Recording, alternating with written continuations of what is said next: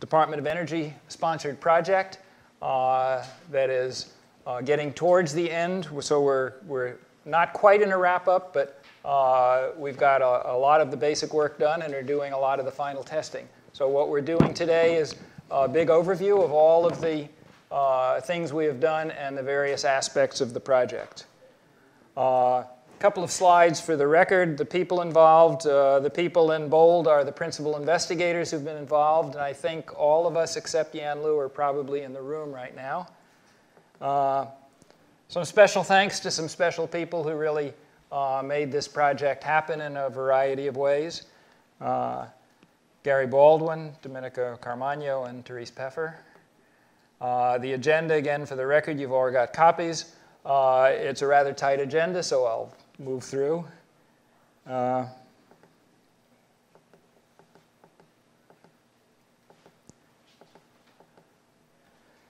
this is the basic objectives of the project. So going back to the original proposal, we're developing a distributed, intelligent, automated demand response system. And as a test bed, we're using the office portion of this building, Sutarjadai Hall. The distributed part of the project is developing technology to extend demand response to distributed loads throughout the building, office equipment, appliances, other plug loads, things that are normally not included within a demand response load management. We're looking to reduce the peak load of this building by 30% under the most exacting demand response conditions for California, while maintaining a healthy, comfortable, and productive, usable environment. The team consists of Siemens, Lawrence Berkeley Laboratory, and University of California at Berkeley. In particular, we're dealing with two parts of Siemens, which has been enormously useful for the project. We're dealing with the research laboratory, who are our prime contacts as a research organization looking and forward-looking in terms of Siemens' business interests in building energy management.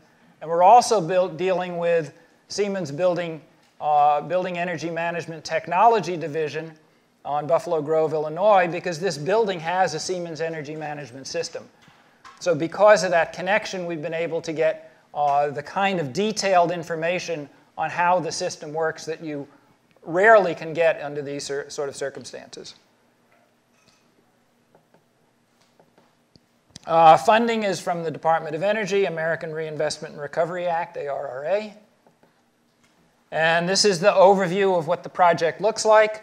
Originally a 2-year project, extended to 2.5 years. It will be over at the end of this calendar year in December. And we have gone through here we're right now at the phase of looking at building demonstration. So basically, the first part of the project was learning, discovering what's in the building, discovering what can be done with the building, understanding how it works. The second part of the project is implementation, and then the final part of the project is basically wringing out the implementation, getting it working, and getting test results and seeing how well we actually did. Okay, we're dealing with demand response specifically. The project is demand response oriented. Demand response is normally relatively rare events that happen in the course of times when the grid is overstressed. However, we want to emphasize that demand response is just one form of load management. So what we're really looking at are issues in load management. How do you manage loads in commercial buildings?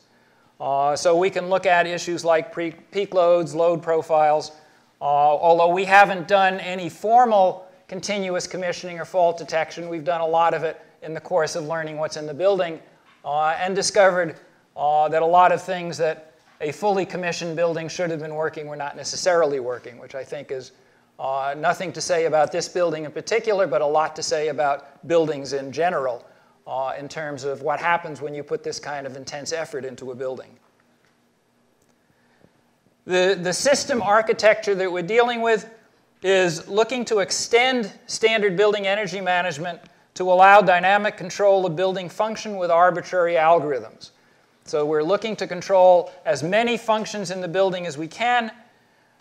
In terms of the central, particularly HVAC part of the system, we're using the existing control system with using its available set points. We're not doing any open loop changes in the system, and extending control to distributed loads.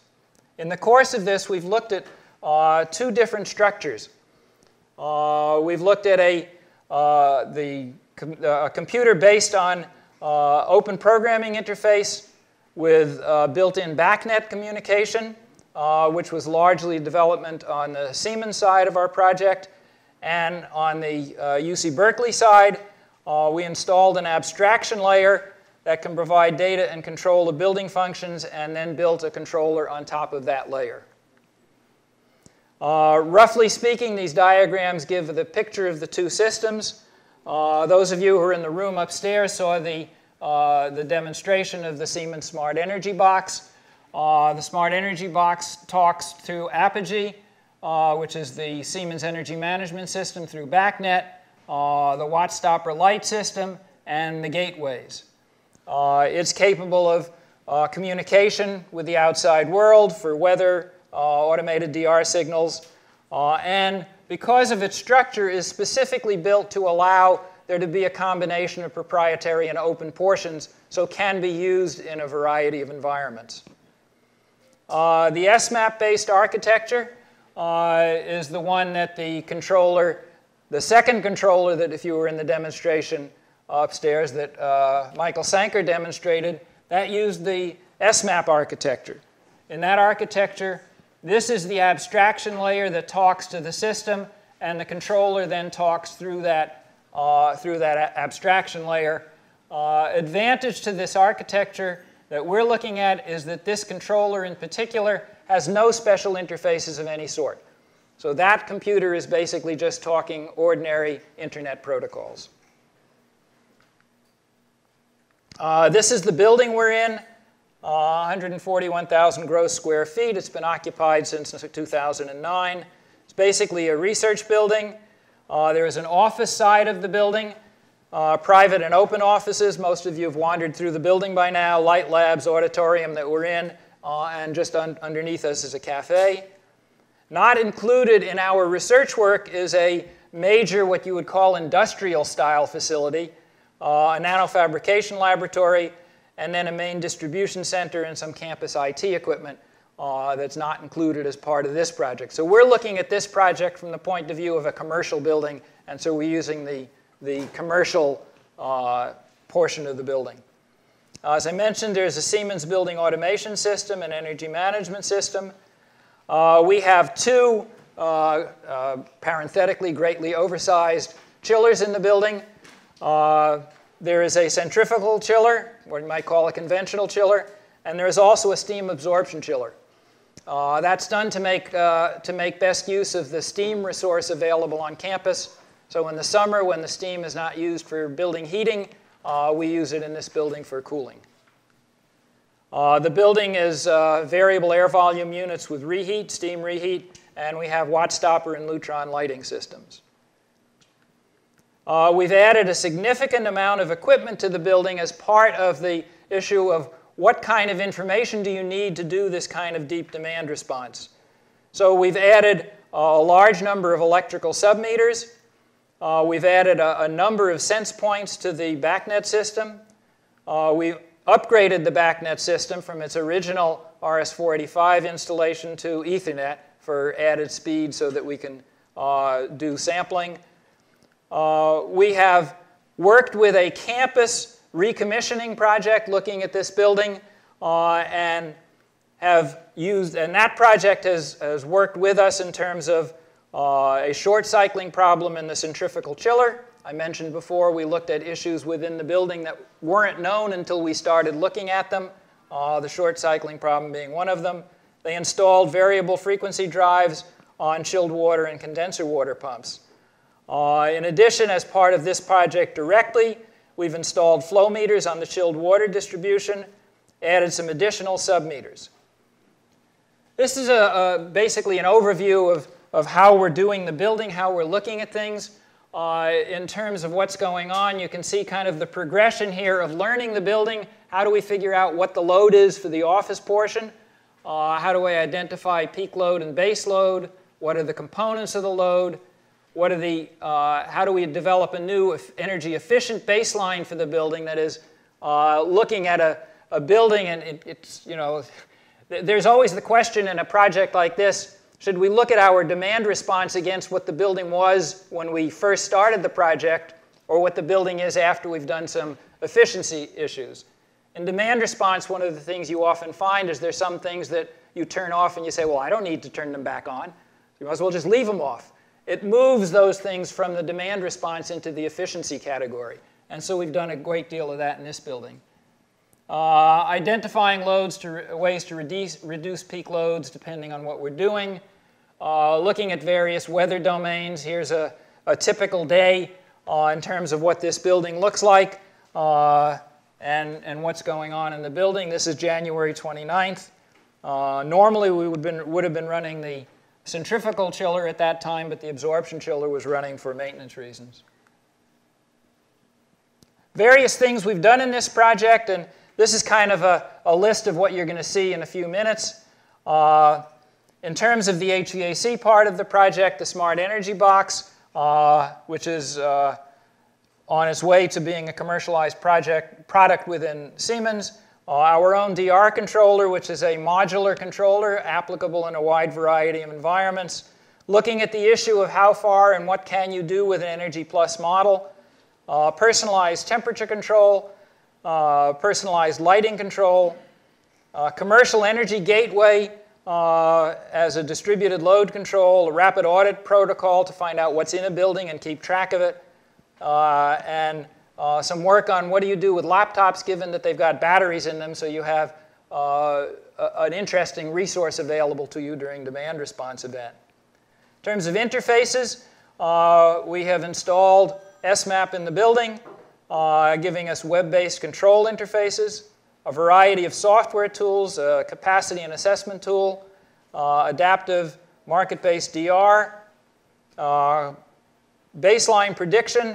Baseline's an interesting issue.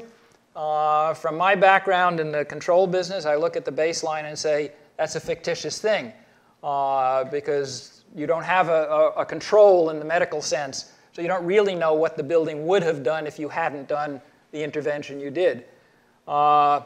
Given the way the economics currently works in the electrical energy system, however, we have to deal with baselines. So we have developed some baseline technology. Simulation of multi-gateway, looking in some detail at issues of ventilation in the building, particularly on mild days, which are common in Berkeley. We get a lot of our demand response strictly from fan power and ventilation. And even though it's mild in Berkeley, doesn't mean it's mild in the rest of the state. So there can be demand response days on days where it's perfectly comfortable in Berkeley. And so we can contribute to a demand response event for the state, even though you might not notice it standing out on the street here. Looking at floating temperatures in VAV zones as ways of doing the demand response in terms of temperature and comfort. This project has leveraged a number of funding sources. So we're gathering together a lot of material that's been developed at the university here and at LBL and Siemens in terms of integrating them into this project, in particular California Energy Commission. You saw the presentation this morning by Dan Arnold on the residential energy gateway, and we have used that as a basis for our commercial energy gateway. National Science Foundation has funded the locale work, development of SMAP, web-based lighting control on the StreamFS database system. UC Berkeley Capital Projects has done monitoring and commissioning project for this building, managed installation of flow meters, variable frequency drives for pumps. Where are we, where we're going? I think the best thing to say is at this point, we are in the testing phase. We have already completed 2 full-fledged demand response tests in this building as of this time. One was done manually. That is, we understood what we had to do and basically pre-programmed what needed to be done so we could look at the building behavior. And the other was fully automated using the controller that was demonstrated upstairs. The earlier test achieved at least a 20% reduction, and that was cool weather in summertime, so the building was only lightly occupied. We're still working on efficiency in the building. So from our perspective, the prelude to DR is first starting with an efficient building. During the rest of this academic term, which is basically the finishing time for the project, we will continue doing these testing, each time learning from the one before and gathering data in terms of how the building responds, how people respond. We have surveys of occupants in the building based on their behavior and interest. We're hoping for some warm weather. September and October is normally the warm weather time for Berkeley. However, today's weather is not helpful. And we'll continue to add intelligence and develop visualization tools. Thank you.